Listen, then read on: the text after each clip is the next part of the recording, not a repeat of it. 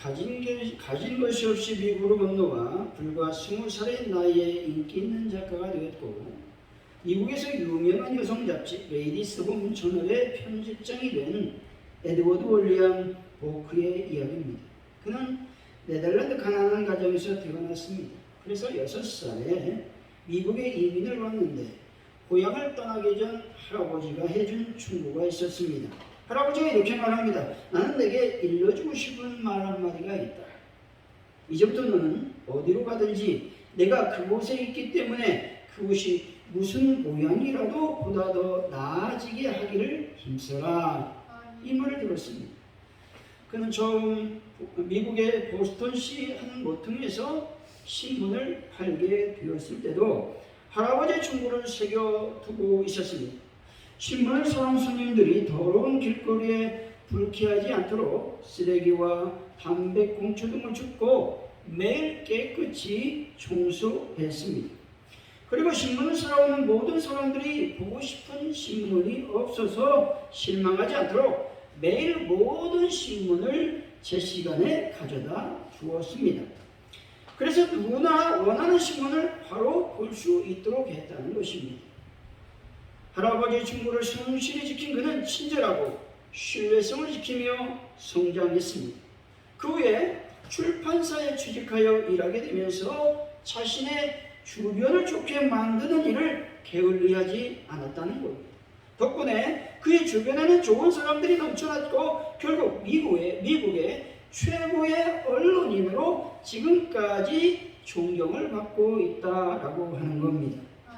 여러분, 하나의 습관을 만들기 위해서 보통 66일의 시간이 평균적으로 필요하다는 겁니다. 근데 여기서 재미있는 사실이 있는데 주변 정리를 습관처럼 해온 보크에게 성실함이란 변화를 가져왔듯이 작은 습관은 큰 변화를 만든다는 사실입니다. 이렇듯 노력으로 만든 좋은 습관은 인생을 바꾸는 힘이 된다는 것이죠. 사람은 하루아침에 변화하지 않습니다. 긴 시간에 좋은 습관을 만들고 그 습관으로 말미암아 변화될 수 있다는 겁니다. 대화 중에 이런 사람이 많습니다. 내가 반면, 내가 과거에는, 옛날에는, 전에는 이런 말을 자주 하는 사람이 있어요.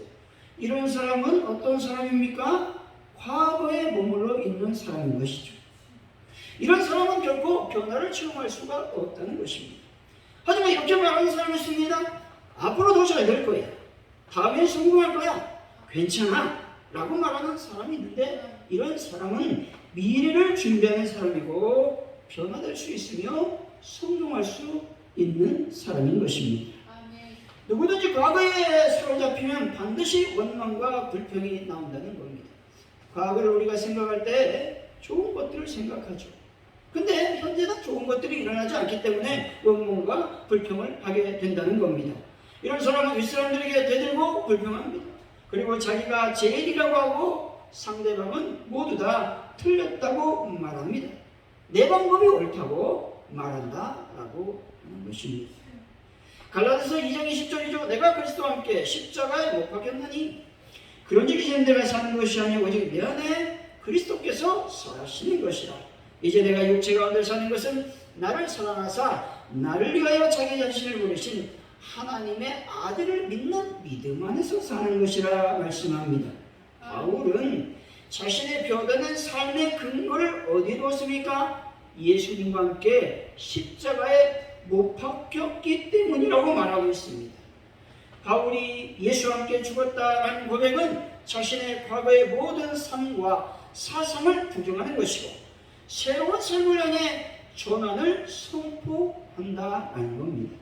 함께 십자가에 못 박혔다라는 것은 이제까지 바울이 메고 있던 율법의 유혹으로부터 자유와 해방을 의미하고 있는 겁니다. 바울은 옛사람의 자기 교만, 특별히 바리새인의 자존심을 버렸다는 겁니다.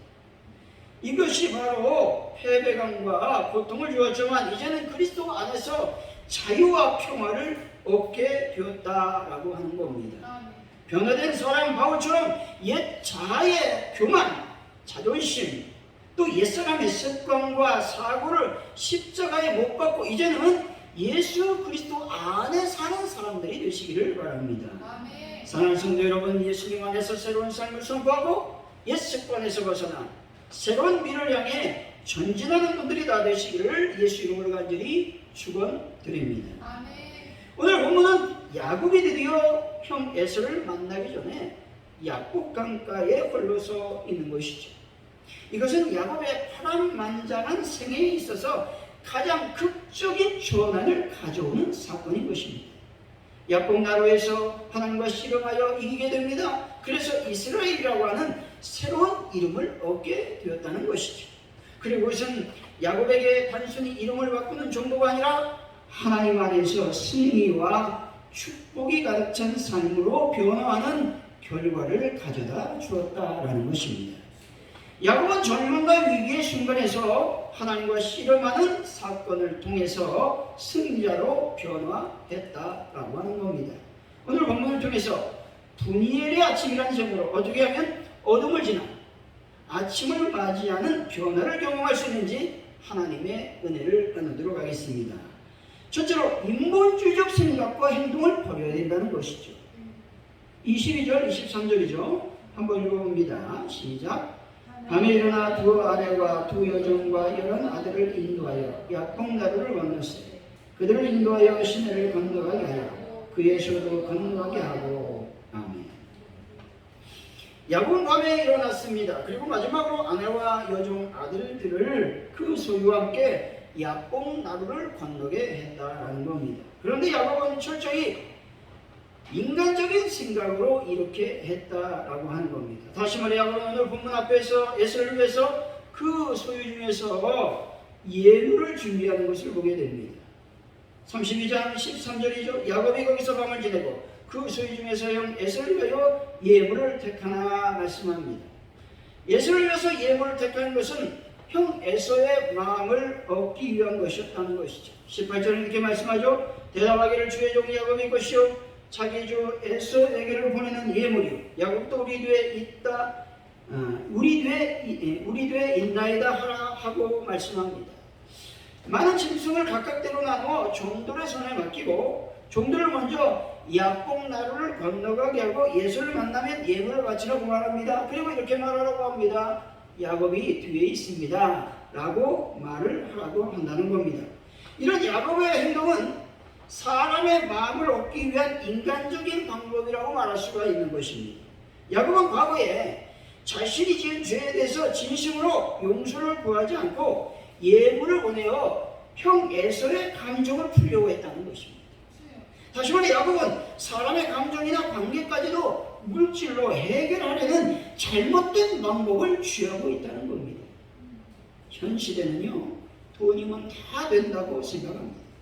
자신의 잘못을 진정으로 고백하고 용서를 구하는 것이 먼저인데 돈이면 다 된다고 생각해서 자신의 잘못을 돈으로 덮으려고 하는 시대가 요즘 시대라고 하는 겁니다. 여러분 드라마나 삶의 현장에서 보면 모든 것을 돈으로 해결하려고 하는 사람들이 많다는 겁니다. 자신들의 잘못을 돈으로 무마하려는 사람들이 많다라고 하는 겁니다. 하지만 진정한 죄의 사전은 물질이 아니라 용서를 구하고 죄송합니다 라고 말하며 잘못을 뉘우치고 살아가야 된다는 겁니다. 요즘 한 학부모의 편지가 세상을 떠들썩하게 만들고 있습니다. 요약하자면 이것이죠. 왕의 DNA를 가진 아이라면서 아이를 대하는 방법에 대해서 구구절절 선생님에게 편지를 썼습니다. 첫 번째부터 9번째까지 선생님이 아이에게 해줬으면 하는 당부가 구구절절 적혀 있었다는 겁니다. 네 가지만 소개합니다. 첫째로 하지마, 안 돼, 그만. 이런 제지하는 말은 절대로 하지 말아라. 아니 하지 않았으면 좋겠습니다. 하지 말아라 이렇게 말하는 거예요. 둘째로 싫다는 음식을 억지로 먹지 않게 합니다. 아니 먹지 않게 해주세요 이렇게 해야 되잖아요. 그래 이렇게 얘기한다는 거예요. 셋째로 충격적이죠. 또래와의 갈등이 생겼을 때 철저히 편을 들어달라. 아니 누가 잘못했는지 알고 자기 아이만 편 들어달라고 한다는 거예요. 이거 정신병자 아니겠습니까? 넷째 심각합니다. 지시, 명령 투구나는 황제에게 말하듯 권유, 부탁의 어조로 듣기 좋게 돌려서 말해달라는 겁니다. 황당하지요. 알고 보니 이 학부모가 교육부 소속 사무관이었습니다. 교육에 몸담고 있는 교육부 직원에서 나올 말은 아니라고 하는 것입니다. 이 사람이 자녀의 전 담임교사를 아동학대로 고소했습니다. 그래서 새로운 담임교사가 와서 담임교사에게 쓴 편지라고 하는 것입니다. 직위 해제된 교사는 소송 끝에 형이 없으므로 복직이 되었습니다. 자신의 아이만 소중하고 다른 아이들은 상관없다는 이기적인 생각 역시 인간적인 생각이 아닐 수 없다라고 하는 겁니다. 이 나라는요, 예의를 중시하는 나라였습니다. 그리고 스승을 존중하며 존경했던 나라이기도 한 것입니다. 여러분, 조선시대 왕세자를 이제 학식 높은 분들이 가르치지 않습니까? 그러면 이 왕세자가 어떻게 교육을 받냐면 이제 스승이 옵니다. 그럼 일어나요. 그 스승이 앉은 다음에 자리에 앉습니다. 그리고 어떻게 공부를 하냐면 무릎을 꿇고 공부를 받았어요. 그것이 법도였다는 것입니다. 아무리 왕세자였음에도 불구하고 스승에게는 절대로 함부로 얘기하지 않고 경호를 썼다라고 하는 것입니다. 이런 모든 것들이 사회의 단면을 보여주는 악습이라고 하는 겁니다. 사회 전반적으로 펼쳐져 있는 사상은 물질 만능주의 사상인 것입니다. 물질 만능주의는 기독교인이든지 아니든지 상관이 없습니다. 모든 사람들에게 적용되고 있는 악습이라고 하는 겁니다. 물질 만능주의, 성공 지상주의, 외모 지상주의, 결과 지상주의, 탄탄주의, 학벌과 학연주의, 지역 이기주의 등 많은 부분에 있어서 인간적인 속성을 가지고 있다는 겁니다. 우리 기독교인들은 이런 것들을 경계해야만 된다라고 하는 겁니다. 결과가 중요합니다. 하지만 동기가 온전하지 않은 결과는 중요하지 않다는 것이죠. 나쁜 것이죠. 그러나 요즘 현대는 이 결과를 지나치게 중요하게 여기는 시대에 살고 있습니다. 우리는 기독교인입니다. 그렇다면 우리는 무엇을 선택해야 되느냐? 하나님께서 좋았다라고 보았던 그런 것들을 선택해야 돼요.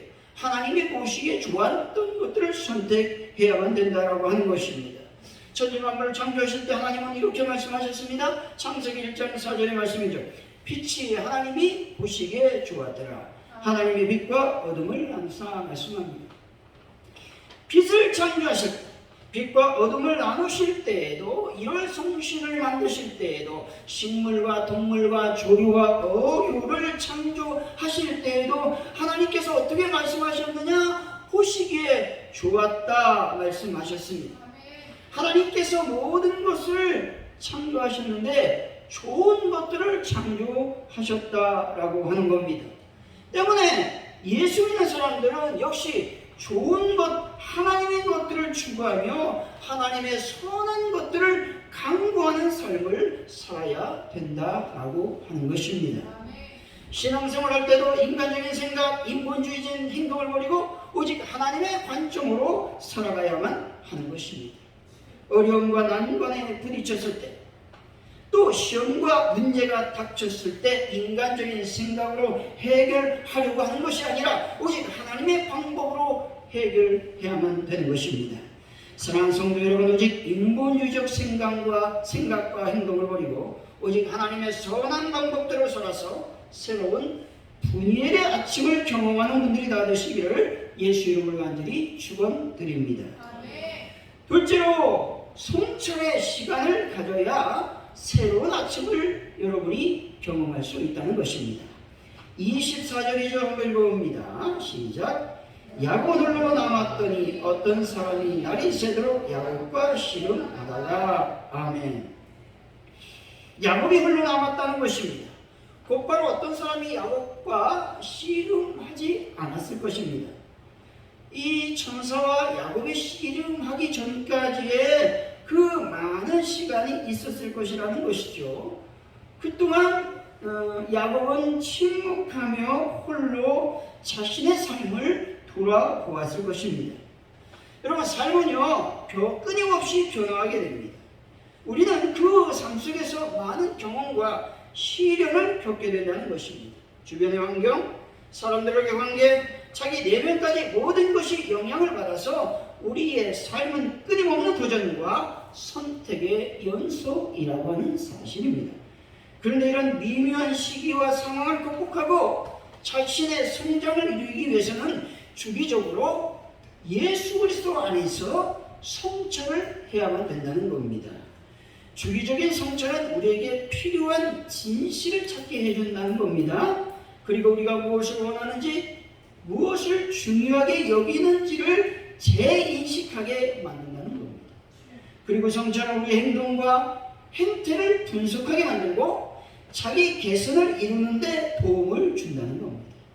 뿐만 아니라 성찰은 우리 주변의 사람들과의 관계를 개선하는 데도 중요한 역할을 한다는 겁니다.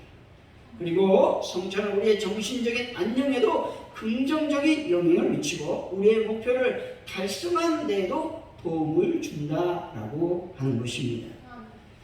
애시 포드라고 하는 분이 쓴 유연함의 힘이라는 책이 있습니다. 이 책에 이런 내용이 있는데 성찰에 대해서 얘기하고 있습니다.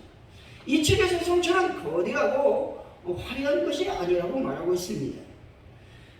이 성찰은 매우 일상적인 생활 속에서 가능하다고 말하면서 네 가지를 제안하고 있습니다. 첫째로, 출퇴근 시간을 이용해서 오늘의 좋은 일과 나쁜 일을 한번 생각해 보라고 하는 것입니다. 둘째로, 샤워하면서 성찰을 해보라는 겁니다. 이제 외국은 샤워만 하고 발달됐잖아요. 우리는 옛날에는 이제 온돌바니까 샤워나가 발달되지 않았습니다만 현대는 샤워나가 많이 발달됐습니다. 하면서 성찰해보라고 자신을 반성해보라는 거예요. 셋째로, 그날의 경험에 관한 자기의 생각과 감정과 반응을 기록해보라는 겁니다. 넷째로, 자기 경험을 들려주고 대화를 나누라는 겁니다. 그러니까 자기의 경험한 것들, 자기의 생각들을 서로 이야기할 수 있는 대화 성찰을 해보라고 말하고 있는 겁니다. 다섯째로, 내가 배운 무언가를 사람들에게 가르쳐보라고 하는 겁니다. 억지로 가르치는 것이 아니라 내가 이런 경험을 했으니 이렇게 생각이 된다. 너는 어떻게 생각하니? 이렇게 한번 물어보려고 하는 것이죠. 저는 한 가지 더 제안하고 싶은 것은 잠자기 전에 하는 거죠. 그걸 얘기하고 있잖아요. 잠자기 전에 성찰해보라는 거예요. 하루 일과를 반성하는데 가장 좋은 시간이라고 하는 것이죠.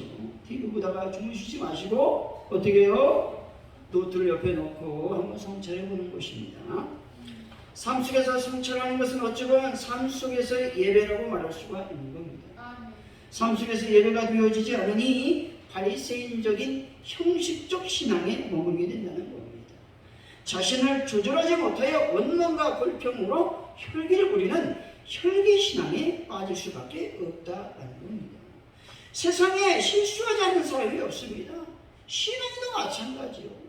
우리는 다 실수하며 사는 사람들이라고 하는 겁니다. 하지만 실수를 하고 나서 자신의 성찰의 시간을 갖지 않느냐가 중요하다고 하는 겁니다. 성찰의 시간을 갖고 잘못을 뉘우치고 그것을 안 하려고 노력한다면 새로운 인생이 펼쳐지게 될 것입니다. 여러분, 베드로는 어떻습니까? 예수님을 온다고 부인했습니다. 몇 번이나? 3번이나 부인했다라고 하는 겁니다. 그런데 그 이후에 예수님을 만나서 여러분 자신을 돌아보고 반성하고 성령에 충만하니 위대한 예수님의 사도가 되었다는 겁니다. 여러분, 갈라디아 1장 16, 17절입니다. 또 나보다 먼저 사도된 자들을 만나려고 예루살렘으로 가지 아니하고 아라비아로 갔다가 다시 다메섹으로 돌아가느라 그 후 3년 만에 내가 개발을 방문하려고 예루살렘에 올라가서 말씀하는데, 이 말은 바울이 예수 그리스도를 만난 후에 이 3년 동안 어떤 삶을 살았는지에 대해서 말씀하고 있는 시간입니다. 다메섹에 갔는데 여러분, 아라비아는 다메섹 근처에 있는 지역이라고 하는 것이죠. 아마도 사막이지 않았을까 얘기를 하는 신학자들이 많습니다. 그래서 이 시간에 홀로 시간을 보내고 있는 겁니다. 이곳에서 바울은 자신의 경험한 계시를 체계화시켰습니다. 또 앞으로 어떻게 해야 될지에 대해서 여러분 경험했다, 준비했다는 겁니다. 이때 하나님과 깊은 영적 교제를 통해서 자신의 신앙과 신학을 재정립했을 것입니다. 바울 자신은 성찰의 시간을 가짐으로 위대한 하나님의 사도가 되었다는 겁니다. 예수님은 어떻습니까? 마태복음 4장 2절이죠. 40일 밤낮을 금식한 후에 줄이시니라. 예수님께서 40일을 금식하는 동안에 여러 사람들과 같이 있었습니까? 아닙니다. 광야에서 홀로 하나님과 독대했다는 겁니다. 그때 예수님이 성찰하는 겁니다. 자신의 어떤 정체성을 다시 한번 확고히 갖고 하나님께 나아갔다라고 하는 겁니다. 이처럼 홀로 있는 시간, 성찰의 시간을 가져야 새로운 아침을 맞이할 수 있는 것입니다. 성숙한 신앙인은요, 과거에 얽매이지 않고 집착하지 않습니다. 과거 추억 속에 살지 않는다는 겁니다. 성숙한 신앙인은요, 성찰의 시간을 통해서 하나님께서 주신 미래의 아침으로 전진하는 사람인 것입니다. 사랑하는 성도 여러분, 성찰의 시간을 예수 그리스도 안에서 가짐으로써 밝은 내일의 찬란한 아침을 맞이하는 분들이 되시기를 예수 이름으로 간절히 축원드립니다. 새처럼 찬란한 아침을 맞이하려면 기도하는 삶을 살아야 된다고 말씀하고 있죠. 24절을 다시 한번 읽어봅니다. 시작. 야곱은 홀로 남았더니 어떤 사람이 날이 새도록 야곱과 씨름하다가. 아멘. 야곱은 홀로 남아 자기만 반성하고 뒤를 돌아보는 시간만 갖지 않았다는 겁니다. 홀로 시간이 지나면서 어떤 사람이 찾아와서 여러분 씨름했다고 말하고 있는데, 이 씨름은 하나님께 기도한다라고 하는 것들을 의미하고 있는 겁니다. 얼마나 치열한 씨름이었나 살펴보기로 나오는데 25절 26절이죠. 한번 읽어봅니다. 시작. 야곱을 이기지 못함을 알고 그가 야곱의 허벅지 관절을 치는 야곱의 허벅지 관절에 그 사람과 씨름할 때 어긋났더라. 그가 이르되 나의 세리하니 나로 가게 하라. 야곱이 이르되 당신이 내게 축복하지 아니하면 가게 하지 아니하겠나이다. 아멘. 야곱은 허벅지 관절이 위골되는 상황 속에서도 하나님의 사자에게 매달려 자신을 축복하지 않으면 하나님의 사자 당신을 결코 보낼 수 없다고 말하고 있는 것입니다.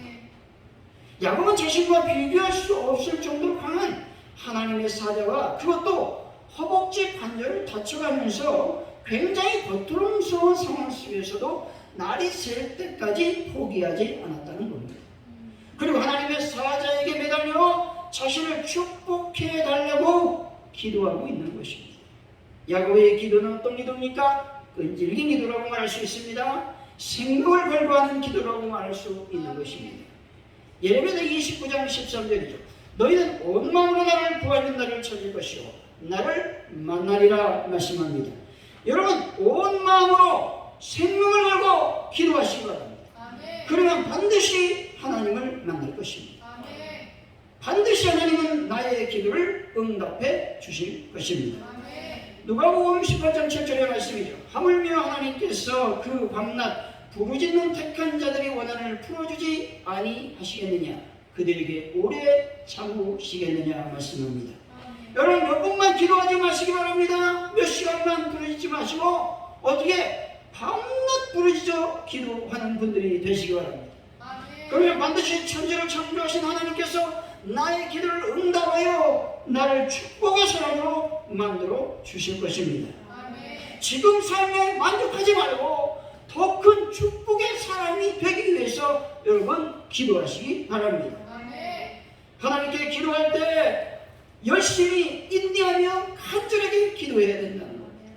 혹시 기도가 즉시 응답되지 않을 수가 있습니다. 때문에 기도가 응답되지 않는다고 낙심하여 기도를 중단하지 않는 분들이 되시길 바랍니다.